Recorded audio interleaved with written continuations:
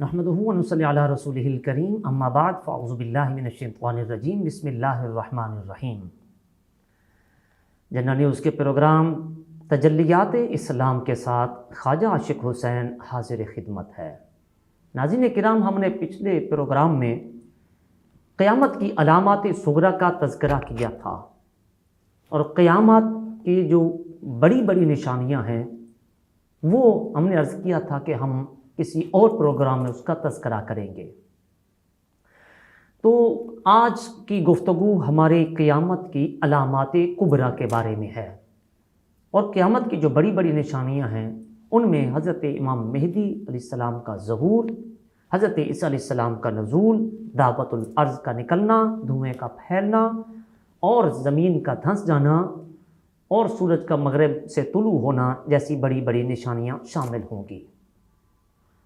حضرت امام مہدی علیہ السلام کا ظہور قیامت کی اہم اور بڑی نشانیوں میں سے ہے۔ دنیا میں جب ہر جگہ کفر کا تسلط ہوگا، دنیا کے تمام اولیاء ابدال تمام جگہ سے سمٹ کر حرمین شریفین ہجرت کر جائیں گے، صرف وہی اسلام ہوگا، باقی ساری زمین کفرستان ہو جائے گا۔ رمضان المبارک کا مہینہ ہوگا، یہی جو مہینہ چل رہا ہے، ابدال طواف کعبہ میں مصروف ہوں گے، اور حضرت امام مہدی رضی اللہ تعالیٰ عنہ بھی وہیں موجود ہوں گے۔ اولیاء کرام انہیں پہچانیں گے اور ان سے بیعت کی درخواست کریں گے تو وہ انکار کر دیں گے، تو ایک دم غیب سے ایک آواز آئے گی، ھذا خلیفۃ اللہ المہدی واسمعوا واطیعوا، کہ یہ اللہ کا خلیفہ مہدی ہے، اس کی بات سنو اور اس کی اطاعت کرو، اس کا حکم مانو۔ تو پھر تمام لوگ ان کے دست مبارک پر بیعت کریں گے۔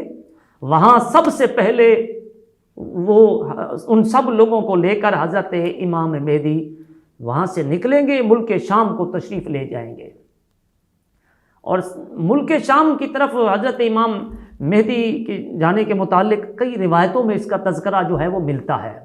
حضرت ابو سعید خدری رضی اللہ تعالیٰ عنہ سے مروی ایک روایت میں ہے، نبی کریم علیہ الصلوۃ والسلام نے ارشاد فرمایا، لا تقوم الساعۃ حتی تمثل الارض ظلما وعدوانا، کہ اس وقت تک قیامت قائم نہیں ہوگی جب تک زمین ظلم اور سرکشی سے بھر نہ جائے۔ پھر فرمایا، ثم یخرج رجل من عطرتی او من اہل بیتی، فرمایا کہ پھر میری اولاد یا میرے اہل بیت میں سے ایک شخص ظاہر ہوگا، یعنی مراد حضرت امام مہدی ہے، ان کا ظہور ہوگا، اور فرمایا کہ وہ زمین کو عدل اور انصاف کے ساتھ اس طرح سے بھر دے گا جس طرح وہ ظلم اور سرکشی سے بھری ہوئی تھی۔ تو حضرت امام مہدی سید ہوں گے، اور حضرت سیدہ فاطمہ زہرا سلام اللہ علیہا کی اولاد سے ہوں گے۔ حضرت ام المومنین سیدہ ام سلمہ رضی اللہ تعالی عنہا فرماتی ہیں کہ میں نے رسول اللہ صلی اللہ تعالی علیہ وسلم کو فرماتے ہوئے سنا کہ مہدی من عطرتی من والد فاطمہ، مہدی میری اولاد فاطمہ سے ہوگا۔ سنن ابی داؤد کی یہ حدیث مبارکہ موجود ہے۔ تو مفتی احمد یار خان نعیمی فرماتے ہیں، سے معلوم ہوا کہ امام مہدی سید ہوں گے۔ یہ جو مرزا غلام احمد قادیانی یہ امام مہدی بدبخت بنا پھرتا، یہ تعجب ہے، یہ تو سید بھی نہیں ہے، تو یہ کیسے امام مہدی ہو سکتا ہے؟ تو امام مہدی کے بارے میں کچھ لوگوں کا یہ عقیدہ ہے کہ وہ امام حسن عسکری کے بیٹے محمد جو ہیں، جو امام مہدی ہیں، وہ پیدا ہو چکے ہیں، فی الحال دنیا کی نظروں سے غائب ہیں، اوجھل ہیں، قرب قیامت وہ امام غائب بن کر جو ہے وہ ظاہر ہوں گے۔ حدیث پاک کی روح سے یہ عقیدہ جو ہے یہ بھی باطل ہے۔ حضرت عبداللہ بن مسعود رضی اللہ تعالی عنہ روایت کرتے ہیں کہ تاجدار مدینہ صلی اللہ تعالی علیہ وسلم نے ارشاد فرمایا، لا تذهب الدنيا حتى يملك العرب رجل من اہل بیتی یواتی اسمہ اسمی، اور یہ ترمذی شریف کی ابواب الفتن میں یہ حدیث مبارکہ موجود ہے، باب ما جاء فی مہدی۔ تو وہاں پر یہ حدیث مبارکہ موجود ہے۔ آقا علیہ السلام نے فرمایا، دنیا ختم نہ ہوگی یہاں تک کہ میرے اہل بیت میں سے ایک شخص عرب کا بادشاہ نہ بن جائے، اور اس کا نام میرے نام کے موافق ہوگا، یعنی محمد بن عبداللہ ہوگا۔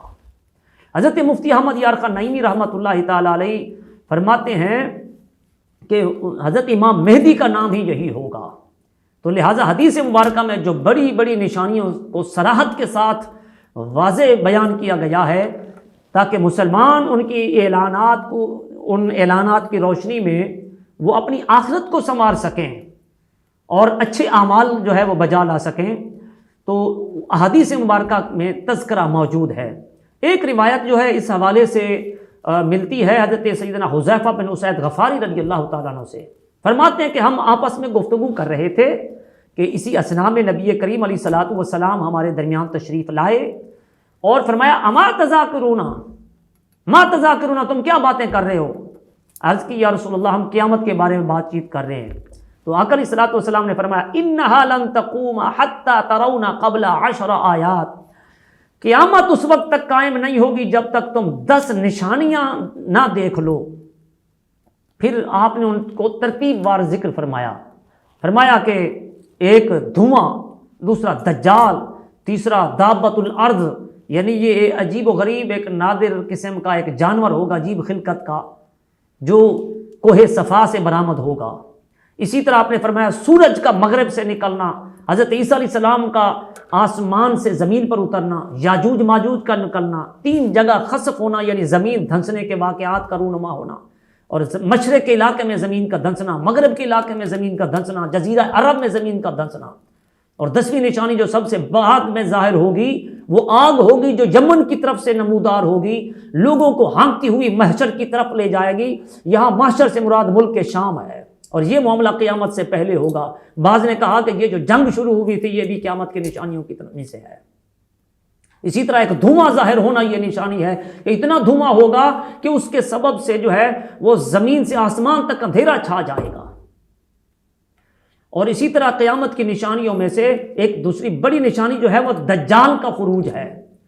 دجال کا لفظ جو ہے اس کا مادہ جو ہے وہ دجل سے ہے، جس کے معنی شیطانی چالوں سے دوسروں کو دھوکے میں ڈالنا ہے، حقیقت کو چھپانا ہے، جھوٹ بولنا ہے، غلط بیانی کرنا ہے۔ چونکہ دجال میں یہ سارے عیب موجود ہے اس لیے اسے دجال کہتے ہیں، اور شریعت میں اس سے مراد دجال سے مراد جھوٹا مسیح ہے، یعنی وہ قیامت کی نشانیوں میں سے ہے جو آخری زمانے میں ظاہر ہوگا اور خدائی کا جھوٹا دعویٰ کرے گا۔ اور وہ جو ہے ایک آنکھ سے کانا ہوگا، حضرت عبداللہ بن مسعود کی روایت میں موجود ہے۔ مفتی احمد یار خان نعیمی اس حدیث کی شرح میں فرماتے ہیں کہ لوگوں اس کے حیرت انگیز کرشمے دے کر اسے خدا مت سمجھ لینا، اس کے بندہ ہونے کی دلیل اس کی اپنی کانی آنکھ ہے کہ وہ اپنے آپ کو شفا نہ دے سکے گا، لیکن دجال کی وہ کانی آنکھ ہوگی تو اوپر کو انگور کی طرح ابھری ہوئی گی جو ہر ایک کو نظر آئے گی، لیکن وہ اپنے اس عیب کو دور نہیں کر سکے گا۔ اور بعض جو آج کل جدید میڈیکل جو ریسرچ کرنے والے ہیں وہ کہتے ہیں اس سے مراد کیمرے کی آنکھ ہے، وہ بھی اسی مانند کی ہوتی ہے۔ آج کل یہود و نصارہ بعض لوگ دعوے کرتے پھرتے ہیں کہ دجال آ گیا ہے، یہ جھوٹ میں وہ کہتے ہیں کہ ہم اس سے ملاقات بھی کر چکے ہیں۔ تو یاد رکھیے یہ دجالی قوتوں کی طرف سے یہ بہت دعوے فی الحال جھوٹے ہیں اور بغیر کسی ثبوت کے ہیں۔ تو نبی کریم علیہ الصلوۃ والسلام نے جو اس کی نشانیاں بتائی ہیں، جب تک وہ نشانیاں وقوع پذیر نہ ہو جائیں اس وقت تک دجال کا وہ خروج نہیں ہو سکتا۔ سیدنا نافع بن عتبہ رضی اللہ تعالیٰ عنہ فرماتے ہیں کہ ہم ایک غزوہ میں رسول اللہ صلی اللہ علیہ وسلم کے ہمراہ تھے۔ نبی رحمت کے پاس مغرب کی طرف سے کچھ لوگ انہی کپڑوں میں ملبوس آئے اور ان کی ملاقات حضور صلی اللہ علیہ وسلم سے ایک جھاڑی کے پاس ہوئی۔ وہ رسول اللہ صلی اللہ علیہ وسلم ایک طرف کھڑے تھے تو فرماتے ہیں کہ میں نے دل میں سوچا کہ چل کر ان کے پاس اور حضور صلی اللہ علیہ وسلم کے ان کے درمیان کھڑا ہو جاؤں، کہیں ایسا نہ ہو کہ یہ لوگ حضور صلی اللہ علیہ وسلم کے ساتھ کوئی دھوکہ کریں۔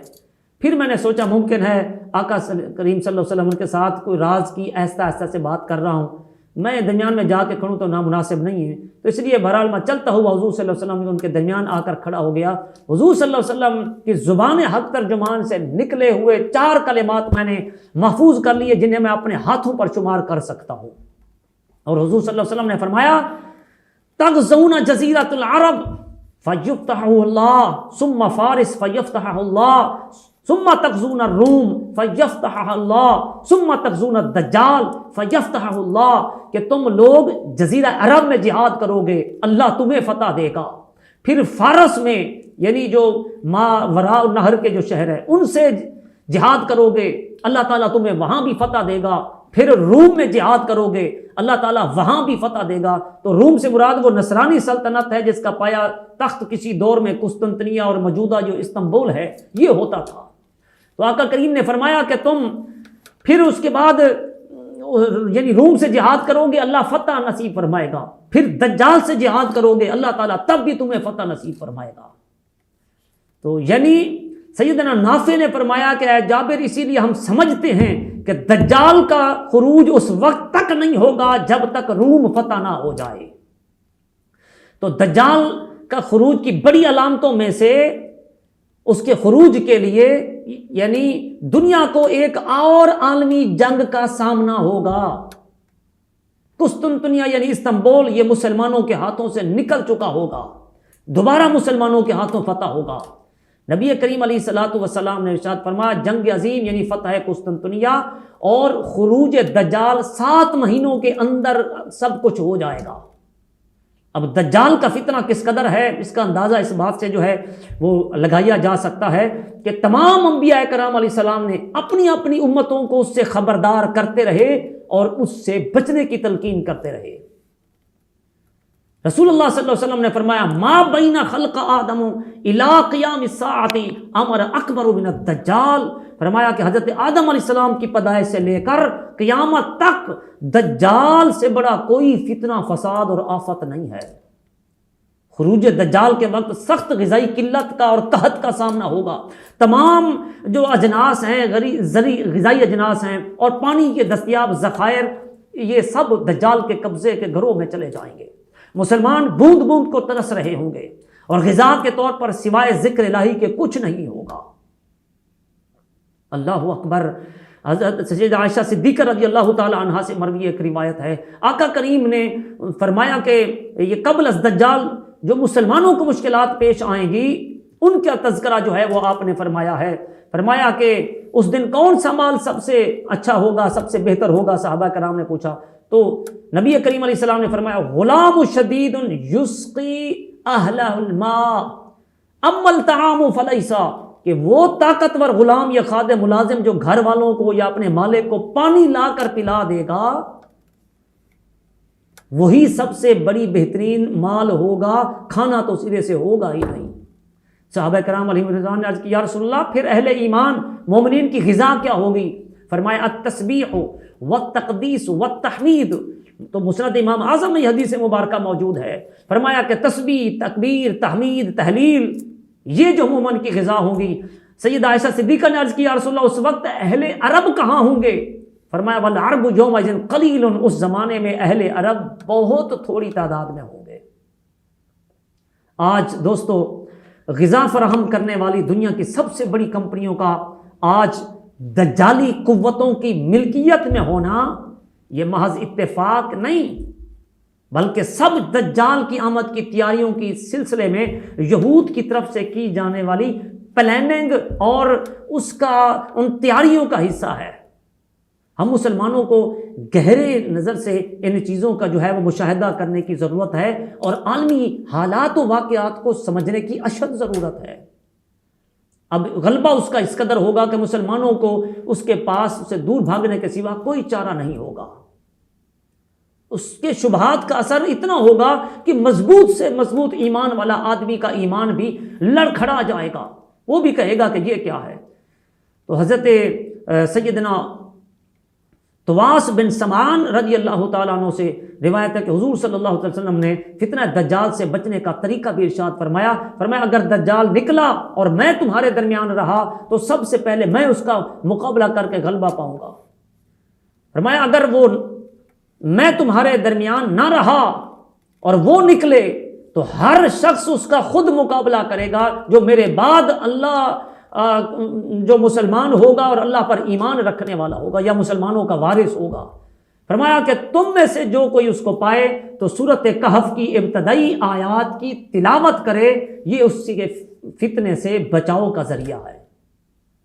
ایک اور روایت میں ہے کہ جس نے فرمایا من حافظ عشرات آیات من اول سورۃ کہف عُصِمَ مِن فِتْنَةِ الدجال، کہ جو شخص سورۃ کہف کی ابتدائی 10 آیات کی یاد کر لے گا، اللہ کریم اسے دجال کے فتنے سے بچا لے گا۔